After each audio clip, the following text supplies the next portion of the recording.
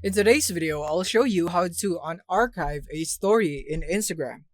So let's get started. So first of all is that you want to log in into your Instagram account in the app, and from here tap on your profile icon on the bottom right. Once you're here, you want to go into the three horizontal bars on the top right. Now in here, you want to go into your archives. So you would be able to see that right here. So tap on archive.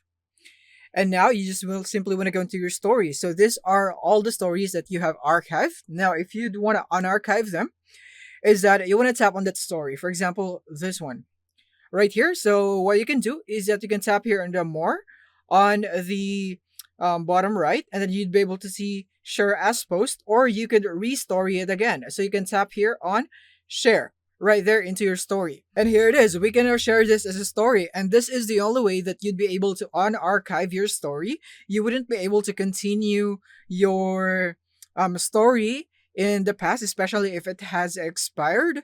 So yeah, this is the only option that you have right here on Instagram to unarchive your story. So that's it. Thank you for watching and see you in the next one.